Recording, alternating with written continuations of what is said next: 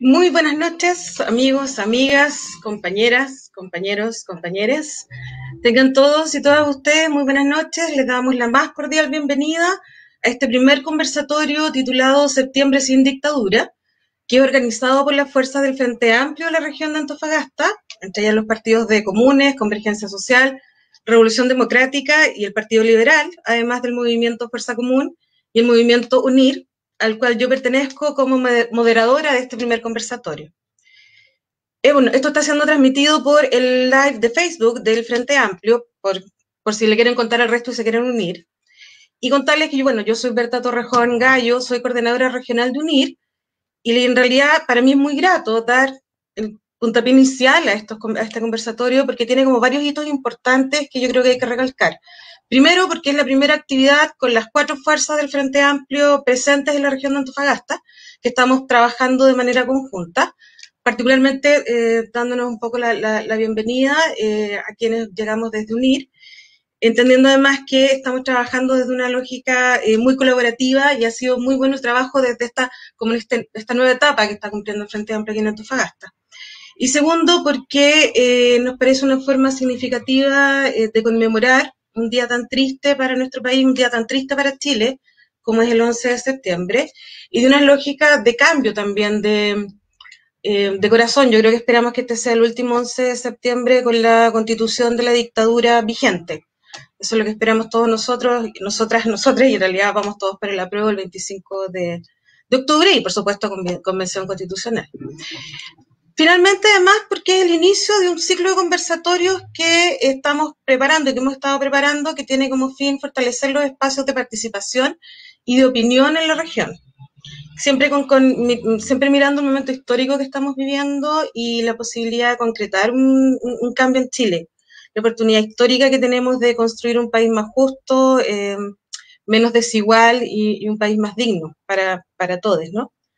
Bueno, y en este ciclo de conversatorios que estamos trabajando, en realidad la idea es que se toquen temas como sistema de pensiones, descentralización, zonas de sacrificio, educación, los temas mirados también de una manera regional y territorial. Y esperamos en realidad que apoyen estos espacios de conversación, de reflexión, y que se mueva el debate, en realidad, con la importancia de aprobar el plebiscito el 25, y de que es de suma importancia, en realidad, esta nueva constitución para que se haga, y que se haga realidad mediante una convención constitucional, y que sea paritaria, obviamente, ¿no? Bueno, entonces, precisamente para eso partimos ahora, y para eso tenemos un gran invitado, que es don Jaime Baza Mercado. Jaime, ya les cuento desde ya, bueno, él es abogado, doctor en Derecho de la Universidad de Barcelona y académico de la Escuela de Derecho de la Universidad de Valparaíso. Pero antes de comenzar, ya con Jaime, quisiera contarles que la idea de este conversatorio, contarles un poco la dinámica de cómo va a funcionar este conversatorio, y tiene que ver con que, en primer lugar, Jaime nos dará el contexto de la Constitución del 80 y sus amarres, básicamente, y de cómo ella impacta nuestro diario vivir. Bueno, Jaime ahí nos va a contar. Eso va a ser más o menos en 20 minutos. Y después de eso tendremos a nuestros panelistas, bueno, Jaime Rojas Alata, que es profesor de Historia, Benjamín Olivares, que es estudiante universitario, y Paula Orellana, que es licenciada en Comunicación y periodista, de la misma casa de estudio que yo. Paula, te acabo de leer. Bueno, doctora en Antropología Social y Diversidad Cultural de la Universidad de Granada, y gestora cultural y directora del proyecto Arena ONG. Bienvenidos, bienvenida, Paula querida, bienvenidos Jaime, bienvenidos todos. Buenas noches. Bueno, modo de ordenar un poquito nomás, chiquillos, chiquillas, chiquilles. La idea es que cada vez Jaime nos dan los 20 minutos, después tenemos cada uno como panelistas una pregunta, que puede ser una opinión también, por supuesto, pero una pregunta, y nos vamos pimponeando con Jaime, y nos vamos en realidad coordinando de tal manera que podamos ir también respondiendo un poco las preguntas que nos vayan apareciendo y nos vayan dando nuestros compañeros que están detrás en el backstage. ¿Ok? Vamos con Jaime entonces. Gracias. Vale. Bueno, buenas noches. Muchas gracias por la invitación.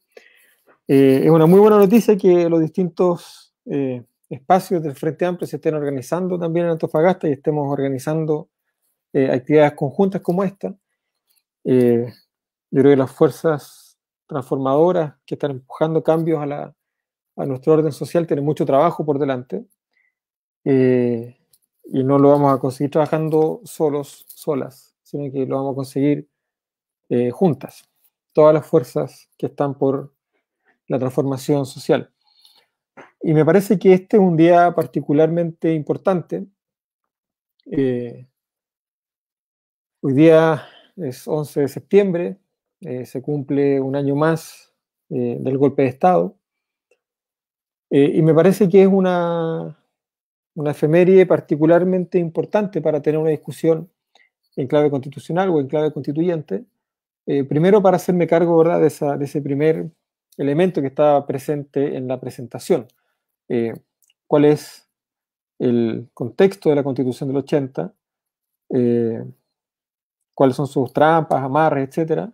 Incluso podría, eh, sumar, ¿verdad?, y decir si es que es verdad que todavía es la Constitución del 80 o si es que esta ya no es la Constitución del 80. Podría ser la Constitución del 2005, como alguien ha dicho por ahí.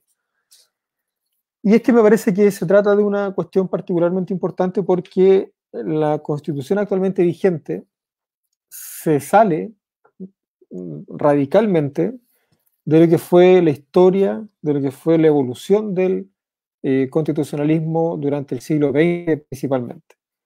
La historia de la evolución de las instituciones en Chile durante el siglo XX se encuentra marcada, diría yo, principalmente por las disputas, las luchas obreras, ¿verdad?, que marcaron las primeras 2 décadas principalmente, y las matanzas de Iquique, ¿verdad?, qué sé yo, las grandes represiones que hubo en Valparaíso, en Talcahuano, etcétera, y con la emergencia y consolidación, ¿verdad?, de las clases medias, de los sectores medios que, al alero de partidos de clase, tales como el Partido Radical o la Democracia Cristiana, se fueron también consolidando en torno principalmente al empleo público, ¿cierto?, y a la consolidación del Estado durante el siglo XX. Y esa evolución de las instituciones chilenas, esa evolución que está marcada sobre todo por la Constitución del 25, no se proyecta en la Constitución del 80. La Constitución del 80 es un engendro, es un tipo de ordenamiento constitucional anómalo, ¿verdad? Anómalo no solamente para la historia constitucional chilena, sino que anómalo también para el constitucionalismo occidental, para la tradición constitucional de la cual Chile supuestamente forma parte, porque no es una norma que responda a cómo fue evolucionando el concepto de Estado de Derecho desde los siglos XVIII, XIX principalmente, XX. Es una respuesta a la forma en que fueron evolucionando los derechos fundamentales, ¿verdad?, a lo largo de estos últimos 200 años, derechos civiles y políticos primero, económicos, sociales y culturales después, medio ambiente, derechos colectivos, sexual y reproductivo, sino que es una reacción autoritaria, es una reacción conservadora al ciclo histórico que caracteriza al Chile que más o menos va de la década del 30, 40 hasta hasta el golpe de Estado, ¿cierto? Ese Chile que se arma de alguna manera para hacerle frente a la crisis económica del 29, que se arma para hacerle frente a la crisis institucional que hubo en Chile después del golpe de Estado de septiembre del 24, después del golpe de Estado de enero del 25, ¿verdad?, que le permite a Alessandri redactar la Constitución de ese año. La inestabilidad que duró 8 años, desde el 24 hasta el 32, 33.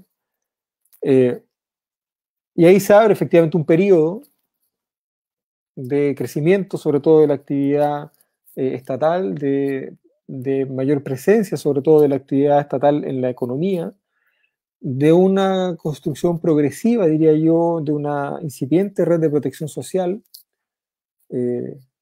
con importante presencia de hospitales públicos, ¿verdad? Con universidades gratuitas, aunque de baja matrícula. Y es una reacción principalmente contra la última parte de ese periodo, que son los gobiernos de Frei Montalva y de Salvador Allende, que un día como hoy, hace 47 años, termina, ¿verdad?, trágicamente.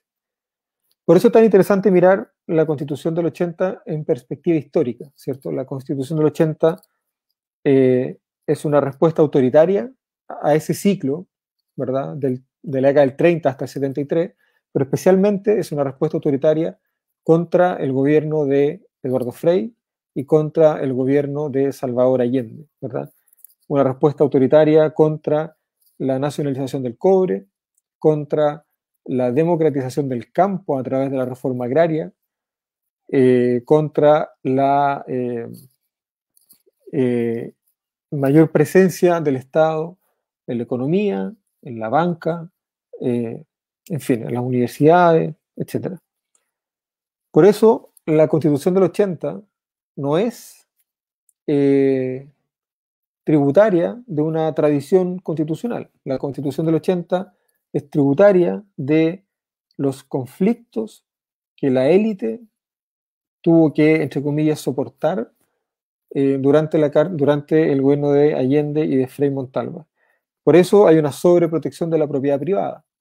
Por eso hay un diseño tan presidencialista que concentra tantas atribuciones del presidente de la República para evitar que el Congreso, de alguna manera, ¿verdad?, se le arranque por los palos. Por eso hay segunda vuelta presidencial. Por eso los partidos políticos designan a los diputados o senadores que reemplazan los cargos vacantes. Una anomalía, ¿verdad?, muy característica del orden constitucional chileno. Por eso hay un régimen político de partidos políticos que fuerza a las distintas coaliciones, a las distintas fuerzas políticas a organizarse en dos grandes bloques, ¿verdad? Cuestión que se rompió recién en la elección parlamentaria del 2017, recién, después de 30 años. Entonces es una cuestión muy particular porque esa forma de entender la sociedad es una respuesta a la crisis institucional del 73, es una respuesta al proyecto político empujado por Salvador Allende, es una respuesta a los procesos de democratización de la sociedad que caracterizaron principalmente a la década del 60 y al gobierno de Allende. Por eso hay una sobreprotección de la propiedad privada, por eso hay una desprotección de los derechos sociales, por ejemplo. Por eso la consecuencia de ambos factores termina configurando un mercado de la educación, un mercado de la salud, un mercado de la seguridad social, un mercado de la vivienda, ¿verdad? Y terminamos aceptando como normales noticias que aparecieron hoy día, no sé si vieron el diario hoy día durante la tarde, el grupo Laureate, ¿verdad?, que es dueño de grandes universidades como la Andrés Bello, la Viña del Mar, la Universidad de las Américas, decidió retirarse del país, ¿verdad?, sin antes llevarse en el bolsillo la friolera de 220 millones de dólares. ¿Por qué pasan esas cosas? Bueno, porque se hizo normal la mercantilización de la educación y se hizo normal el retiro, el repliegue del Estado de esos espacios, ¿verdad? Y eso, les decía, no es una consecuencia de la evolución de la historia constitucional, sino que es consecuencia de la reacción autoritaria contra los procesos políticos y sociales de los periodos anteriores, principalmente la Carta del 60 y la Carta del, en la década del 60 y la década del 70. Hablo tanto de constitución que ya se me mete la palabra entre medio sin que yo quiera siquiera. Ahora, ¿qué es lo que esto significa? Esto significa básicamente dos cosas. Uno, la Constitución del 80 implementa, esta mi hija diciéndole buenas noches, implementa un proyecto de ingeniería social, ¿verdad? La Constitución del 80 lo que busca es prefigurar una determinada forma de convivencia social a través de la forma en la que se protegen los derechos fundamentales, principalmente los derechos de carácter social, e implementarlo, ¿verdad?, en la sociedad de modo tal de que nuestras conductas estén modeladas, estén moldeadas por ese diseño de ingeniería, Entonces, lo primero es que en la Constitución hay un diseño de ingeniería social que es lo que explica que la sociedad sea hoy día como es, ¿verdad? Pero además, en segundo lugar, la Constitución también contempla una serie de mecanismos, una serie de dispositivos que están destinados a evitar que ese modelo de diseño, ese modelo de ingeniería social sea...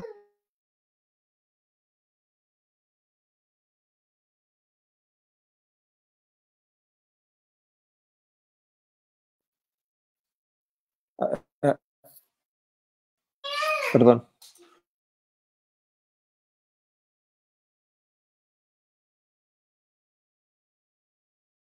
Ya, perdón. Ahora sí. Por eso hablamos simultáneamente de una precarización de la vida y de una serie de enclaves autoritarios, una serie de trampas constitucionales.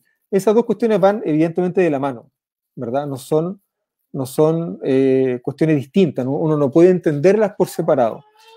Hay un modelo de diseño social, hay una forma de concebir la sociedad que se impuso a través de la Constitución y al mismo tiempo hay una serie de dispositivos que buscan proteger esa forma de entender a la sociedad, esa forma de entender las relaciones entre nosotras, las personas, con el Estado, con las empresas, ¿verdad? Etcétera, etcétera. Por eso las dos reflexiones van de la mano. Y por eso, por lo tanto, no es verdad que la Constitución actualmente vigente ya no sea la Constitución del 80. La Constitución del 80 tiene efectivamente un número importante de reformas. Si no me equivoco, se han aprobado desde el 89, que fue la primera, 47 reformas, leyes de reforma constitucional. 47. Que si uno suma todas las reformas particulares, son 200 y tantas. Pero lo interesante es que hay una sola dimensión de la Constitución que ha sido reformada desde el 89, mientras que hay otra dimensión que no se ha reformado nada. La dimensión que se ha reformado es son principalmente aquellas normas de la Constitución que regulan el ejercicio del poder en el Estado. Entonces se ha reformado, por ejemplo, la composición del Senado, ¿verdad? Se eliminaron los senadores designados. Se ha reformado, qué sé yo, la composición y atribuciones del Consejo de Seguridad Nacional, que era la presencia institucional que tenían los militares en el Estado. Se ha reformado el Tribunal Constitucional. En fin, se han reformado los gobiernos regionales. Se incorporó, qué sé yo, al Ministerio Público en la Constitución. Entonces, efectivamente, hay una parte de la Constitución que tiene hartas reformas. Pero hay una parte de la Constitución que no tiene ni una. Y que es la parte de la Constitución que más afecta nuestra vida cotidiana, que más afecta nuestro diario vivir. De aquella parte de la Constitución que prácticamente no tiene ninguna reforma es el catálogo de derechos fundamentales. Y ustedes me dirán si acaso los derechos fundamentales no son nucleares en nuestra convivencia. Cuando uno piensa en los problemas reales de la gente, ¿cuáles son los problemas reales de la gente? Escucha, los problemas reales son salud, vivienda, trabajo, educación, seguridad social, agua, medio ambiente. Esos son nuestros problemas.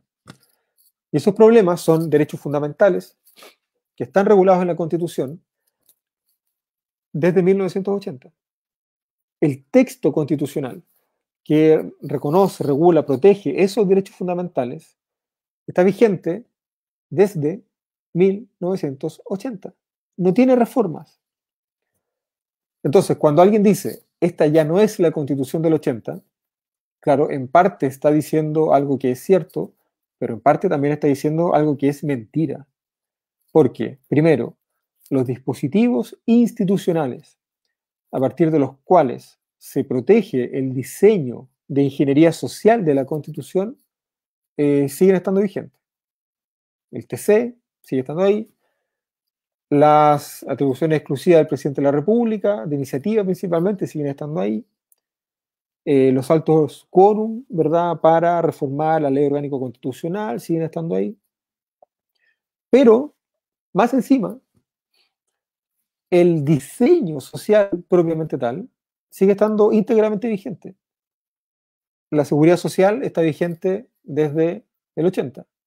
El sistema educacional está vigente desde el 80-82. El sistema de salud es el mismo de siempre, a pesar de las miles de sentencias que se han dictado en contra de las ISAPRE. El sistema sigue exactamente igual.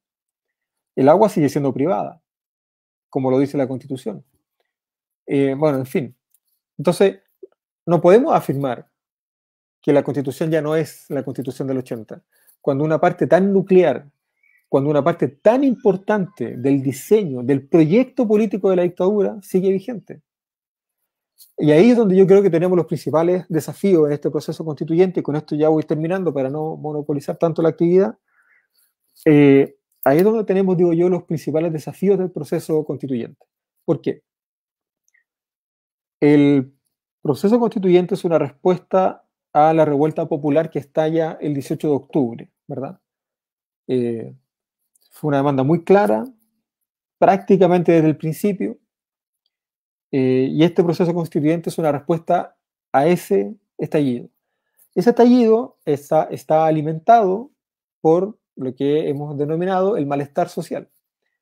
¿Y cuáles son los espacios de nuestras vidas donde se genera ese malestar? Salud, educación, vivienda, trabajo, seguridad social, medio ambiente, agua, pueblos originarios, igualdad ante la ley entre hombres y mujeres. Y esos son todos nuestros derechos fundamentales. Esos son todos nuestros derechos fundamentales.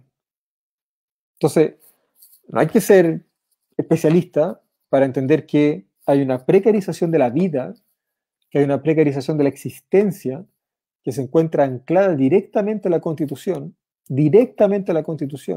y que en esos espacios en particular, la Constitución sigue estando vigente, tal como fue aprobada en 1980. Yo podría dejar entonces la presentación hasta aquí. No sé si hay alguien al otro lado de la pantalla todavía. ¿Están ahí o no? Estoy solo. No, sí, no, estamos compañera. contigo. ¿Cómo está? Así que nada, yo podría dejar la presentación hasta ahí y abrimos un espacio de preguntas, ¿verdad? Y para que podamos interactuar un poco. Muchísimas gracias, Jaime, pero antes del espacio de preguntas, y ahí hago un mea culpa, se me olvidó el video, y lo asumo. Así que le doy el pase a Cindy, por favor, para el video del Frente Amplio. Gracias. El 25 de octubre es de todas y todos, de quienes salimos a cantar en la marcha más grande de Chile, de quienes hicimos sonar las cacerolas desde nuestras ventanas, de norte a sur, desde todos los rincones, gritando por una convención constitucional paritaria y 100% electa, de quienes sufrimos la brutal represión y aún así no perdimos la fuerza. El 25 de octubre nos pertenece y en medio de esta pandemia no renunciaremos a eso que ganamos a pulso, nuestro derecho.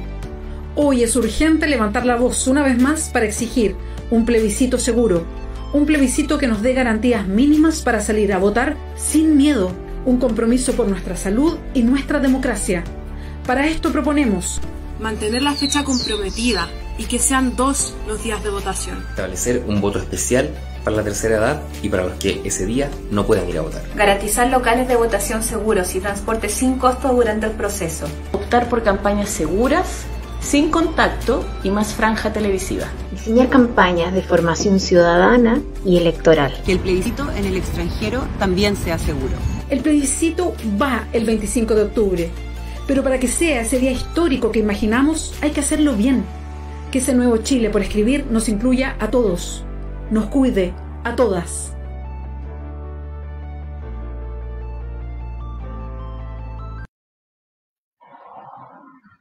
Ahora sí. Bueno, tengo varias cosas dentro del chat que nos llegan comentarios de afuera, particularmente en Facebook. Hay otras personas que nos están saludando. Silvia Reyes, Felipe Rodríguez, Mauricio Ramallo. Primero los saludos respectivos y hay algunas preguntas, pero quiero primero partir con las preguntas del panel y después nos vamos a las preguntas de la red, si les parece a los panelistas y a nuestro invitado. ¿Ya? Partamos por quien está aquí abajito a mi izquierda, Jaime. Tu pregunta es Jaime, Paula y Benjamín, ¿les parece? Sí. Okay. Muy bien. Hola, buenas noches. Acá Jaime de Comunes. Primero que nada, felicitar por el resumen de la exposición, que fue bastante clara, clarificadora. y muy precisa. Mi pregunta va a lo siguiente. Cuando se habla de la hoja en blanco, que hoy día se está usando ese término, de no partir de una hoja en blanco, ¿a qué se hace referencia? ¿A qué se está argumentando? ¿Qué se está tratando de defender cuando se dice no a esa hoja en blanco? No sé si me explico en la pregunta. Sí, súper bien, Jaime, muchas gracias. Gran nombre por lo demás, tocayo. Vale. Mira, la idea de hoja en blanco tiene sentido para expresar una idea que es nuclear para el proceso constituyente, que es: vamos a redactar una nueva constitución y no vamos a hacer reformas a la constitución actualmente vigente. Esta cuestión es clave, ¿verdad? Porque si vamos a redactar una nueva constitución, tenemos que ponernos de acuerdo entre los distintos actores para ver qué escribimos en esa hoja que ahora está en blanco. Pero si se trata de reformas a la Constitución y no hay acuerdo en la reforma, y como la hoja no está en blanco, gana el que está defendiendo el texto vigente. Entonces la idea de hoja en blanco hace referencia a ese concepto que hay, a ese objetivo de redactar una Constitución nueva, ¿verdad? No desde cero. Yo creo que esa diferencia también es importante. No estamos haciendo borrón y cuenta nueva, porque tenemos una historia. Tenemos una historia con aciertos y con errores, ¿verdad? Hay herencias del siglo XX que probablemente vamos a querer recuperar, y hay herencias del siglo XX que probablemente vamos a querer denunciar. A lo mejor vamos a querer recuperar, por ejemplo, la autonomía constitucional de las universidades, por ejemplo. A lo mejor vamos a querer mantener algún acierto que tenga el texto constitucional vigente, por ejemplo, el recurso de protección, que es una innovación respecto de lo que había antes y que puede ser mejorado. Entonces no es una discusión desde cero. Hay una cultura de derechos humanos que probablemente queremos respetar, particularmente en un día como hoy, ¿verdad? Hay un aprendizaje en materia de violencia de género, que es una cuestión que yo creo que no puede empezar de cero. La relación con los pueblos originarios no puede empezar de cero, ¿verdad? Hay una historia de la cual tenemos que hacernos cargo para mejorar en muchos aspectos lo que ha sido nuestro pasado. Por eso a mí me parece que es importante poner tres distinciones diferentes. Hoja en blanco, porque no es una nueva constitución, entonces ahí ya tenemos dos elementos diferentes, pero al mismo tiempo no es desde cero, ¿verdad? No son reformas, es una nueva constitución, pero no partiendo desde cero, porque, insisto, tenemos una historia de la cual aprender, de la cual hacernos cargo, una historia que debemos superar eventualmente.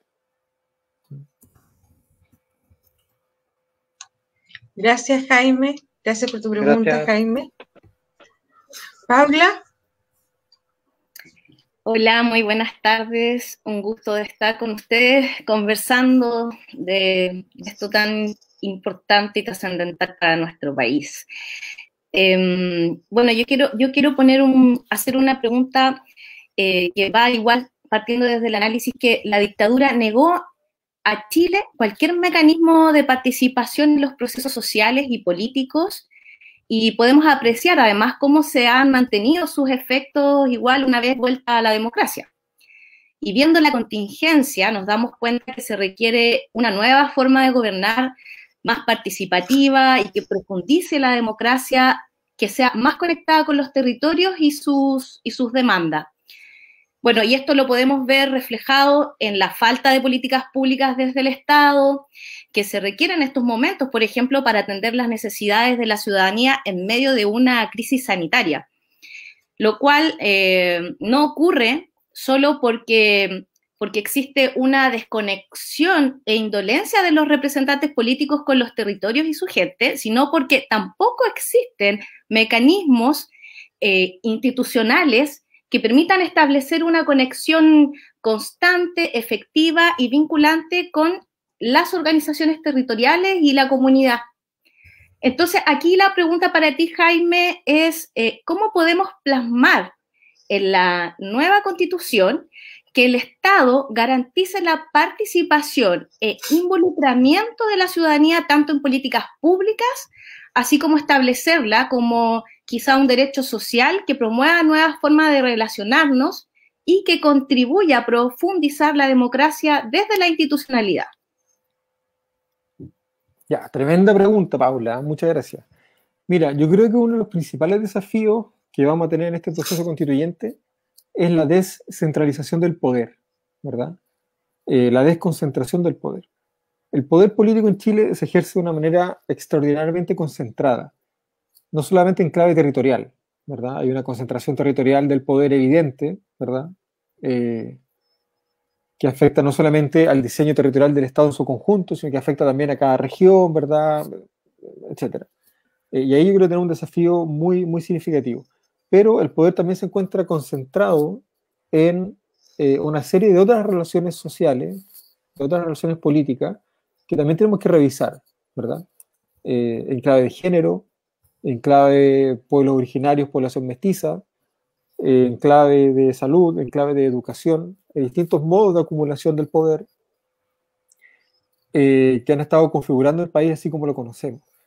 Y por eso tu pregunta es tan interesante, porque esa concentración del poder se suma, además, a una crisis bastante interesante de la democracia representativa que se está verificando no solamente en Chile, ¿verdad? Hemos visto que prácticamente todos los países de América están pasando por crisis de distinto nivel, desde Estados Unidos al sur, por lo menos todos, y hemos visto crisis de democracia representativa significativa en varios países de Europa, ¿verdad?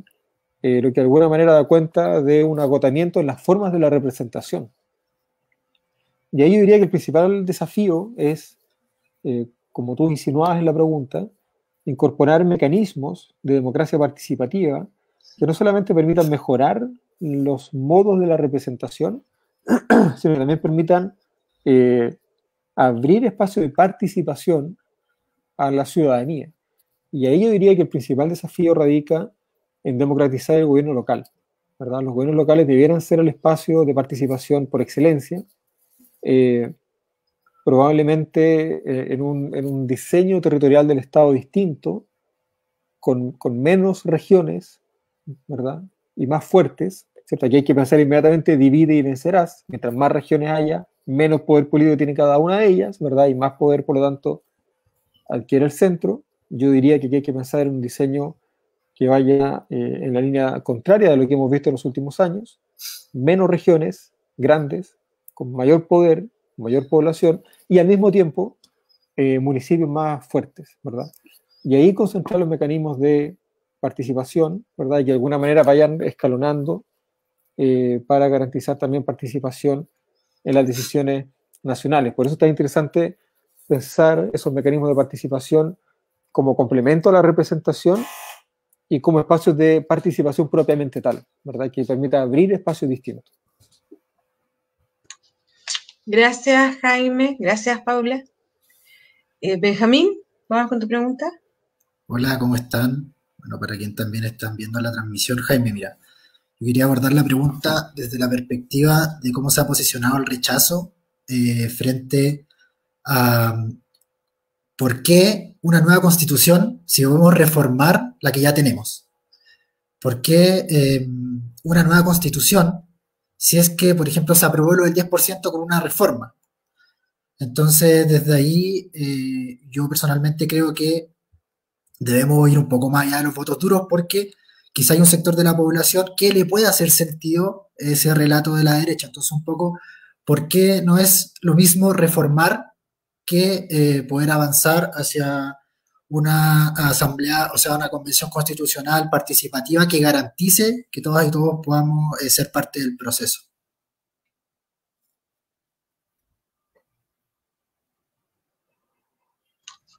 Parece que nuestro invitado... Se nos cayó. Se nos cayó. Sí. ¿Lo podríamos quizás conversar entre nosotros? Sí, claramente Jaime no está. Paula, Jaime, podríamos conversar entre nosotros frente a la pregunta que acaba de hacer Benjamín, en realidad. Ahí está entrando Jaime de nuevo, sí. Sí. Perdón. ¿En qué te quedaste, Jaime? Dije, alcancé a decir buenas noches, ¿verdad? Ah, sí, no, sí, esa parte acá. Sí. La pregunta de Benjamín no alcancé a escuchar nada. No. Ya, Benjamín, vamos de nuevo entonces. De nuevo, sí. Abre, perdón. Dale. Perdón. Sí, mira, me refería un poco a cómo sacamos ese mito del posicionamiento del relato de la derecha que tiene que ver por qué una nueva constitución si podemos reformar la actual.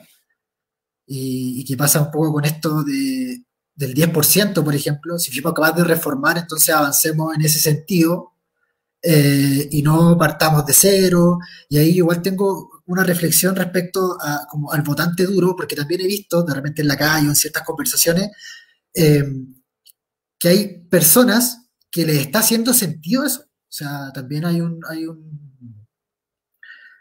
yo creo que hay eso que te mencionaba, como ese mito y ese miedo quizás a enfrentarse a un proceso al cual no estamos acostumbrados. Proceso histórico por lo demás, o sea, vamos a tener 3 opciones, 3 hitos de decisión participativa, democrática, única en nuestra historia. Así que por ahí va un poco mi pregunta. Mira, es un tema que sale harto. Yo lo primero que tendría que decir es que la incertidumbre no es una sensación negativa, ¿verdad? La incertidumbre no debiera ser percibida como una amenaza. La vida es permanentemente incierta, permanentemente. Y la clave está, creo yo, en cómo llenamos esa incertidumbre. O sea, qué esfuerzo hacemos por darle contenido a esos espacios vacíos, a esos espacios, ¿verdad?, que eventualmente uno puede desconocer, para compensar, para contener de alguna manera la incertidumbre. Y claro, uno puede echar mano a muchos elementos que uno tenga en su inconsciente, o en su subconsciente más bien, ¿verdad? Uno puede echar mano al miedo, uno puede echar mano a la experiencia de represión de la dictadura, uno puede echar mano al discurso del terror, pero uno también puede echar mano a la esperanza, ¿verdad? Uno también puede echar mano a este tiempo que corre, ¿verdad?, donde el pueblo, los pueblos han adquirido un protagonismo mayor, ¿verdad? Hay, creo yo, prácticas políticas recientes que nos permiten identificar ciertos elementos con los cuales esa incertidumbre puede ser llenada de manera optimista, ¿verdad?, desde la esperanza y no desde el temor. Tenemos un fetiche con esto de la certeza, ¿verdad? Queremos certeza para todo. ¿Cuánto vale esto? ¿Cuántas cuotas? ¿Qué va a pasar mañana? ¿Va a llover o no va a llover? Anda mirando el teléfono, ¿cómo va a estar el clima? Y eso forma parte también de la lógica neoliberal, ¿verdad? Que le pone un precio a todo, que todo es transable, que mientras más objetivo sea el funcionamiento, mientras más transparente sea todo, mientras más información haya, más seguros nos vamos a sentir. Pero en realidad la incertidumbre no tiene nada de malo. Ahora, el punto está en que esa incertidumbre, en la forma como están evolucionando los procesos políticos hoy día, tenemos que ser capaces de llenarla nosotras, las personas comunes y corrientes, y no dejar que esa incertidumbre la llene la prensa, no dejar que esa incertidumbre la llene el fascismo que está emergiendo en la sociedad nuevamente, no dejar que esa incertidumbre la llenen, no sé, los políticos que tienen intereses particulares y que han utilizado espacios institucionales para defender intereses privados, sino para defender el interés general, que no son todos, pero son muchos, y abrazarlo desde ahí, ¿verdad? Entonces ahí yo diría, bueno, la única certeza que tenemos es que vamos a participar. Esa es la única certeza que tenemos. Pero es una certeza que no habíamos tenido nunca. Nunca habíamos tenido la certeza de que vamos a participar. Nunca nos preguntaron si queríamos constitución. Nunca pudimos tener este plebiscito nunca hemos tenido la posibilidad de elegir a los integrantes de la Convención Constitucional. Entonces, esa es una certeza importante y nos da luces, ¿verdad?, de cómo podemos llenar las incertidumbres que el proceso genera de aquí en adelante. Yo creo que tenemos que ser más demócratas, tenemos que confiar más en nuestras capacidades, tenemos que confiar más en el pueblo, sacudirnos ese discurso permanente de Diego Portales que nos dice el pueblo no está preparado para la democracia. Hay que sacudirse a Diego Portales. Estamos preparados, llevamos años preparándonos, llevamos décadas preparándonos, ¿verdad? Reivindicando nuestros derechos en clave ambiental, en los trabajadores, las mujeres, los pueblos originarios. Llevamos años preparándonos. ¿Cómo es que no estamos preparados? Y el desafío está en llenar esa incertidumbre con nuestro trabajo, ¿verdad? Con nuestra participación democrática. Ahora, me fui por otro lado porque es un tema que es súper interesante, del cual se habla poco, yo creo. Pero tú me hacías una pregunta también que estaba relacionada con, bueno, si ya se han reformado ciertas cosas, ¿por qué no reformar más? Por ejemplo, el 10%. Yo diría, primero, tenemos que sacar las conclusiones correctas. El catálogo de derechos fundamentales no se ha podido reformar desde el 80, ¿vale? Y ahí está la fuente del malestar social: salud, educación, trabajo, vivienda, seguridad social. Si eso no se ha podido reformar desde el 80 es por algo, ¿cierto? Es porque quienes tienen la llave para hacer esa reforma no la han soltado. ¿Qué llave soltaron?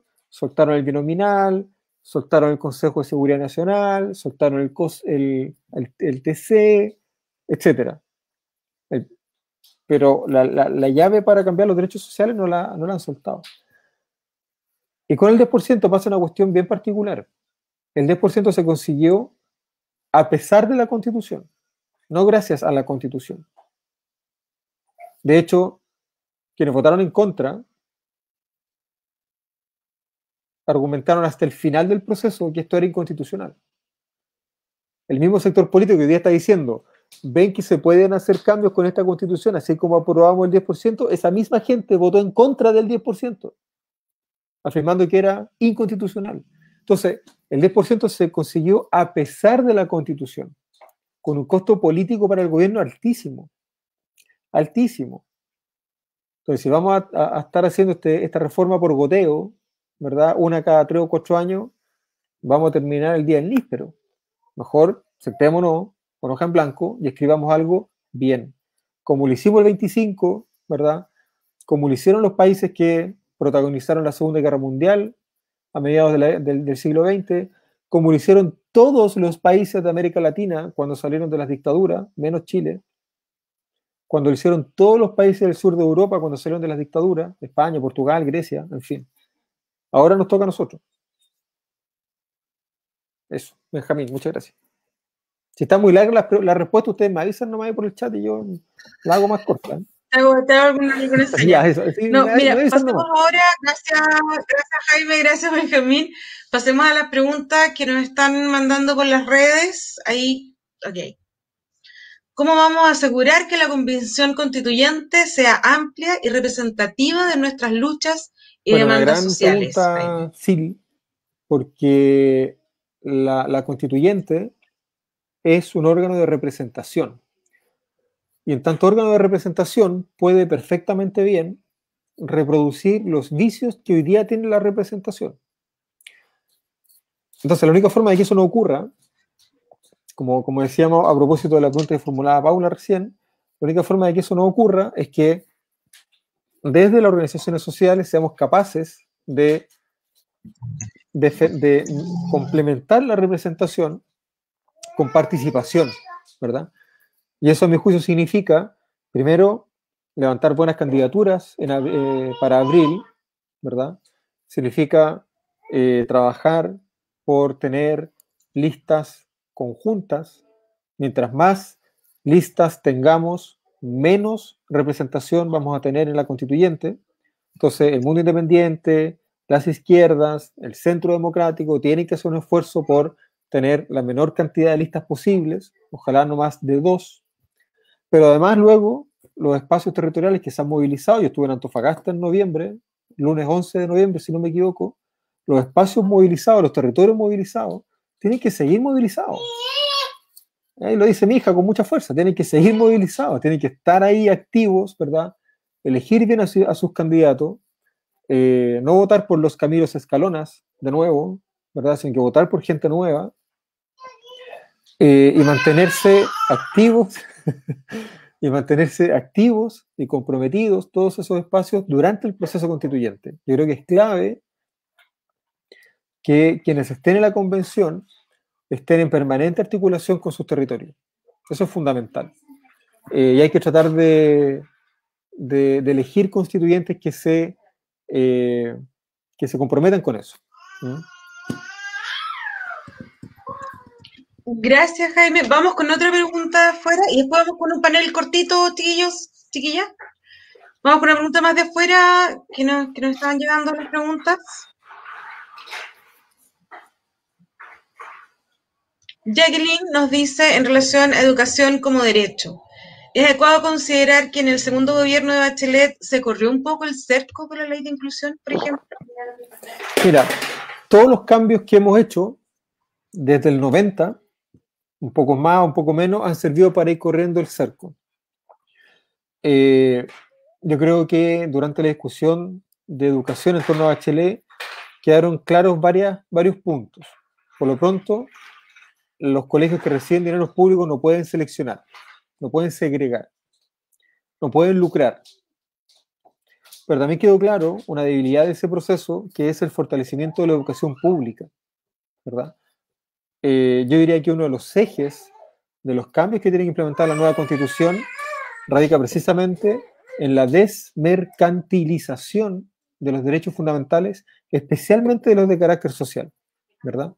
Y otro ejemplo importante, a propósito de esto de ir corriendo el cerco, es el carácter paritario de la constituyente. Es una cuestión que no estaba en el acuerdo de noviembre, no estaba en la ley 21.200, es algo que conseguimos nosotros, movilizándonos, ¿verdad? Las condiciones de participación que tenemos hoy día son mejores que las de diciembre, y eso es gracias a la movilización social. Y yo me atrevería a decir que de aquí en adelante todos los órganos de elección popular deberán ser paritarios, porque ya está el cerco corrido para la constituyente. Si la constituyente es paritaria, todo lo que la constituyente constituya de ahí en adelante debe ser paritario también. Eso es lo que significa correr el cerco, ¿verdad? En materia de educación claramente, pero también en otras cuestiones importantes. Gracias, Jaime. Vamos a una ronda con el panel. Paula, ¿te puedo partir contigo? Estás muteada, amiga. Estás en silencio. Sí. Ya. Bueno, la pregunta ahora, mi consulta es más sectorizada, porque igual como parte del diagnóstico y lo que estamos viviendo actualmente en Antofagasta en el ámbito cultural, hemos visto que los efectos que tuvo y tiene aún la dictadura en el ámbito cultural artístico ha sido debido principalmente a que fue un sector silenciado, perseguido y censurado. Y vemos cómo también hubo un acostumbramiento desde el Estado en dejar a su suerte el desarrollo cultural, que por lo demás es trascendental en el quehacer de un país, porque representa el alma de un pueblo. Y vemos que esos efectos aún repercuten fuertemente en quienes producen y reproducen las artes y las culturas, es decir, en los y las trabajadoras de las culturas. Y aquí mi pregunta es desde tu visión, ¿qué implicancia tendría en lo concreto impulsar la cultura como un bien público? Y también, ¿en qué aspectos deberíamos enfocarnos para que ese derecho se vea reflejado quizás en mejores condiciones para los y las trabajadoras de las culturas? Esto es un tremendo tema, porque atraviesa toda la sociedad, ¿verdad?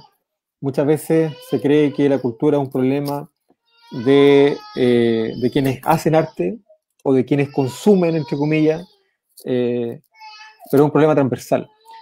Yo lo he conversado varias veces con funcionarios del ministerio, nos reunimos de hecho hace un par de semanas. Mira, yo diría que primero hay dos claves como de reconocimiento constitucional.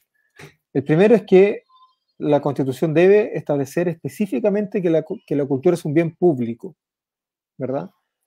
Porque eso tiene un impacto en la declaración constitucional, en la configuración de la cultura, hay un impacto muy claro, primero, para sacar a la cultura de la lógica concursal en la que está hoy día, ¿verdad?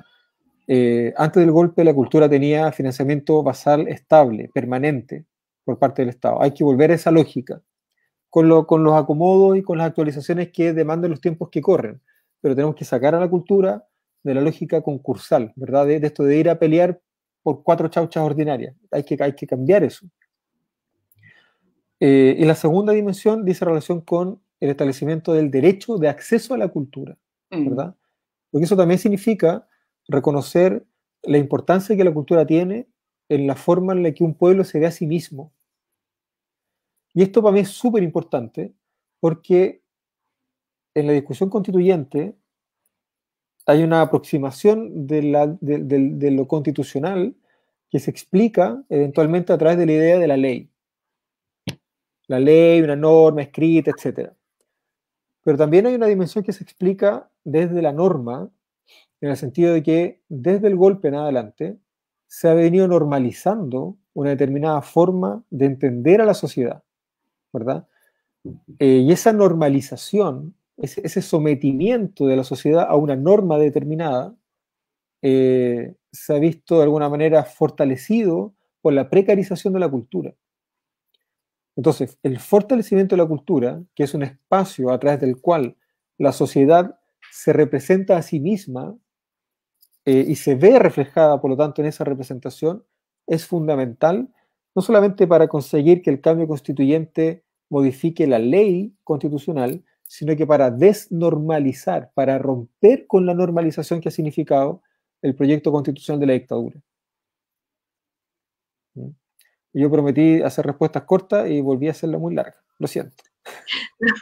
No, tranquilo. Vamos con la pregunta de Benjamín, entonces. Ya.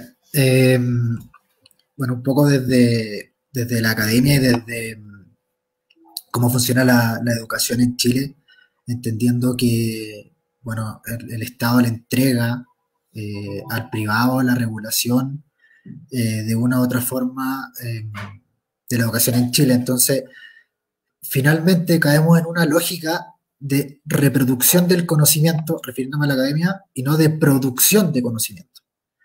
Yo creo que vamos a estar de acuerdo con que un pilar que debe ser reconocido y garantizado por el Estado debe ser la educación, pero ¿cómo avanzar más allá de eso? O sea, de repente nos situamos en el pilar de educación gratuita, de calidad. Sí, claro, pero también cómo avanzamos, por ejemplo, en ciencia y tecnología, si es que ya no estamos invirtiendo en producir conocimiento. Mi pregunta va por ahí, ¿cómo o qué cosa o qué criterio debería incluir la nueva constitución en torno a la academia? En torno a lo que me refería anteriormente. Bueno, yo creo que esta respuesta comparte algunos de los puntos que ya expresé en torno a cultura, ¿verdad? La educación es un bien público y como tal deberá ser reconocido y por lo tanto su acceso no puede estar marcado por las lógicas del mercado. Hay que pensar además que en educación concurren un montón de derechos distintos, ¿verdad? Educación, enseñanza, trabajo, libertad de expresión, ¿verdad? Cultura, etc. Y la mercantilización de ese espacio lo único que genera es la consolidación de los modos de acumulación del capital cultural. Entonces, claro, los sectores más privilegiados de la sociedad terminan protagonizando dinámicas donde el capital cultural se acumula y se reproduce en esos sectores. Y eso es lo que explica que, por ejemplo, la élite gobernante venga de un puñado de colegios de Santiago y haya estudiado en 2 o 3 carreras en 2 o 3 universidades también de Santiago. Esa lógica de producción y reproducción del capital cultural termina configurando el carácter de privilegio que hay detrás de la educación. Y eso hay que romperlo, ¿verdad? Ese ciclo hay que romperlo. No puede ser que los doctorados, por ejemplo, estén reservados como si fuese un privilegio, ¿verdad? claro, esto ha cambiado un poco con las becas Chile, pero durante mucho tiempo la educación ha sido un privilegio y no un derecho. Pero lo mismo pasa con la salud, lo mismo pasa con las pensiones, lo mismo pasa con el agua, lo mismo pasa con el medio ambiente. Ustedes en Antofagasta lo saben mejor que yo, ¿cierto? Convivir ahí con el puerto y con las condiciones de acopio del material que ni siquiera está tapado, ¿verdad? Pucha. Claro, y al final vivir en un medio ambiente libre de contaminación termina siendo un privilegio. Entonces la clave está en eso, ¿verdad? No solamente identificar el tipo de reconocimiento constitucional que ciertos derechos deben tener, sino que al mismo tiempo identificar los modos de acumulación que hacen posible que la sociedad actual sea una sociedad segregada, donde los derechos devienen en privilegios, ¿verdad? Y me parece que lo primero es entender a la educación como un bien público, sacar a las universidades de la lógica concursal, abrir también un poco las puertas al conocimiento. Los profesores universitarios muchas veces terminamos trabajando para nuestros propios currículos universitarios y no para el bienestar social, y eso hay que cambiarlo. Pero claro, no se cambia por decreto, son cambios culturales que hay que empujar con convicción, creo yo. Gracias, Jaime. Jaime, compañero, sí. Su pregunta. Sí, mi pregunta es, si la Constitución de 1980 no cambia su visión, su proyecto político, ¿no es cierto?, que lo plasma en los derechos fundamentales y la negación de los derechos sociales hacia el pueblo, ¿cómo cambia o cómo afecta la relevancia que va a tener, sin lugar a duda, la protección del medio ambiente en esta nueva Constitución? ¿Cómo, ¿no es cierto?, va a afectar? ¿De qué manera? ¿Qué alcance va a tener, ¿no es cierto? Hoy día vemos que el medio ambiente es degradado por unos pocos, ¿no es cierto?, en detrimento de unos muchos. ¿Cómo se visora ese cambio? El medio ambiente ha sido uno de los principales perjudicados en el último ciclo histórico. Pero claro, la posición del medio ambiente es precaria no solamente desde el golpe de Estado, es precaria no solamente desde la Constitución del 80. La posición del medio ambiente es precaria desde la agricultura en la colonia, ¿verdad? Desde la forma en que se alimentaron, no sé, pues en Australia y en California, ¿verdad? Con la fiebre del oro, con el agro chileno. Es precaria desde la explotación de las guaneras, desde la explotación de la salitrera, desde la explotación del cobre, ¿verdad? Que empieza en 1917, ¿verdad? Con Chuquicamata. Y sigue en la misma senda con los bosques, con el litio, qué sé yo, con el cultivo de salmones, etc. Ahí tenemos un problema que tiene una raíz en la Constitución, pero que la trasciende, ¿verdad? Que va mucho más allá de lo constitucional, y que dice relación con la forma en que la actividad económica se sostiene en una práctica tan extractivista, donde pareciera que los recursos naturales son infinitos y están a nuestra disposición, como si eso no fuese a afectar los ecosistemas de los cuales nosotros como personas formamos parte, ¿verdad? Ahí yo creo que tiene que haber un reconocimiento constitucional muy claro y muy expreso de la protección del medio ambiente, de los límites que la propiedad debe reconocer en la función ambiental que tiene la propiedad, y una limitación ciertamente a la actividad económica, ¿verdad? Yo diría que el principal desafío ahí es ser capaces de pensar formas de actividad económica, una matriz productiva distinta, donde podamos superar el extractivismo, ¿verdad? En una forma de actividad económica que sea también atractiva para quienes generan riqueza, para quienes generan empleo, pero que sea sostenible, ¿verdad? Que sea sustentable. Gracias, Jaime y Jaime. Vamos a ir con una última pregunta del público, como para ir ya cerrando. Cindy, ¿nos puedes mandar una pregunta? De Gustavo, que nos dice, lo que no quede zanjado por oposición de un tercio contrario, ¿qué pasa con esa situación? Mira, el sistema jurídico, el sistema de las normas del derecho, funciona de manera escalonada, es decir, de manera piramidal, ¿verdad? En la punta de la pirámide hay una sola norma, que es la Constitución. y la Constitución regula un puñado de cuestiones, pocas, las más importantes, pero pocas. Lo que no está en la Constitución está regulado en la norma de abajo, que es la ley.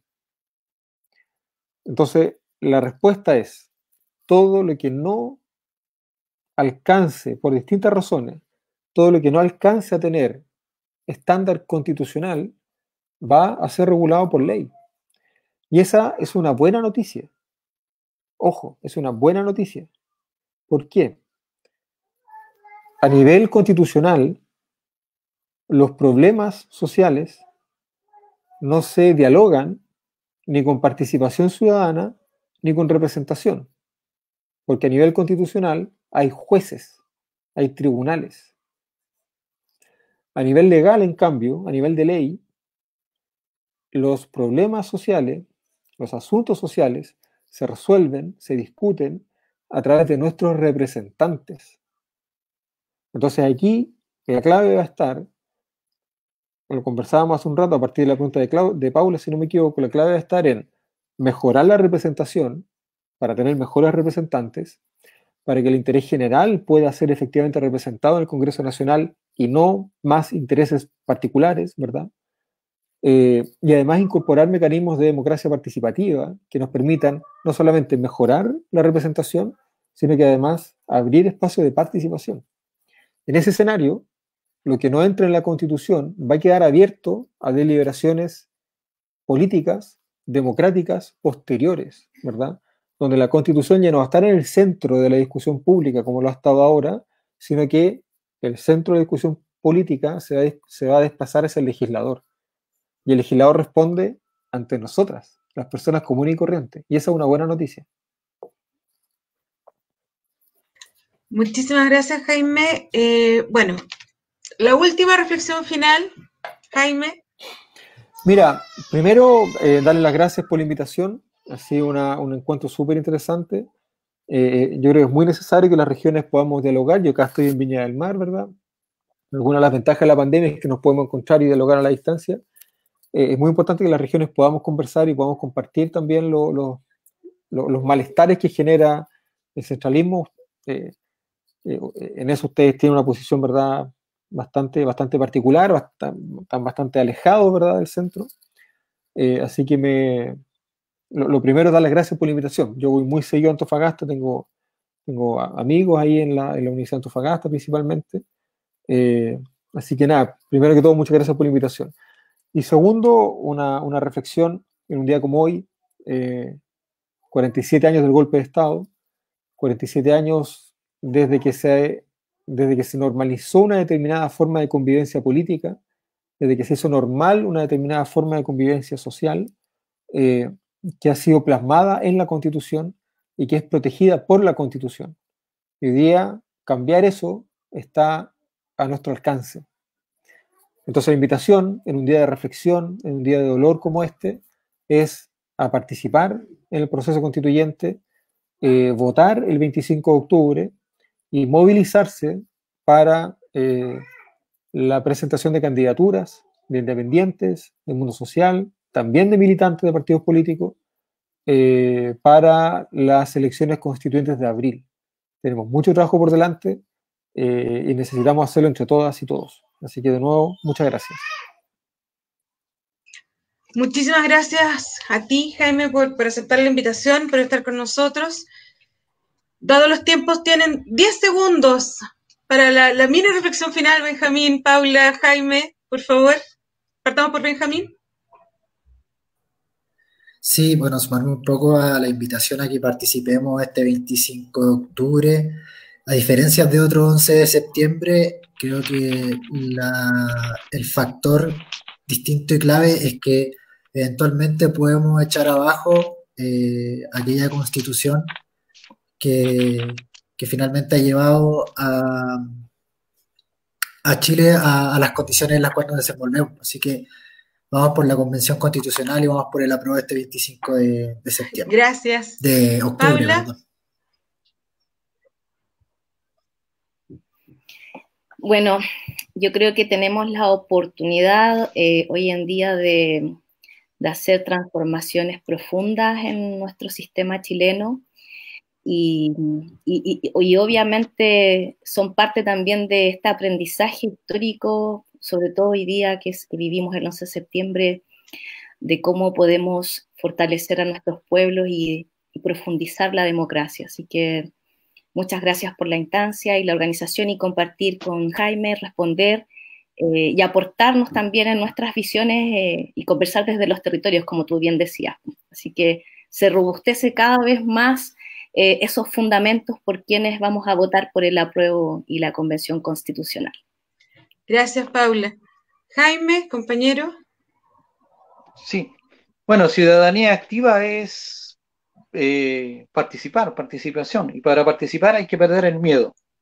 Perder el miedo es cuando uno está empoderado, cuando uno tiene conocimiento y ese conocimiento lo puede replicar. Así que feliz por haber participado de esta charla con Jaime y nada más, pues compañeros, a seguir, ¿no es cierto?, empoderando a nuestra ciudadanía. Eso. Muchas gracias, Jaime. Bueno, desde acá, desde las fuerzas del Frente Amplio en Antofagasta, te agradecemos profundamente que hayas venido a este espacio virtual, Jaime Baza, para conversar con nosotros. Este es un espacio en realidad que va a estar abierto y que vamos a seguir porque aquí comienza un ciclo de conversatorios. Continuamos el día 25 de septiembre con el tema Educación Pública y Privada, Constitución de 1980, fortalecimiento de la educación pública, que desde ya dejo a todos y a todas invitados a ese conversatorio. Jaime, te agradezco muchísimo. Panelistas, Benjamín, Paula, Jaime, qué gusto de verlo, nos vemos pronto nosotros también. Y a todas las personas, a todos, todas que nos acompañaron en este live, les agradecemos sus muy buenos comentarios y su participación. Y sobre todo le agradezco a la gente que está en el backstage. Y hasta aquí quedamos. Muchísimas gracias y nos vemos muy pronto. Gracias. Chao.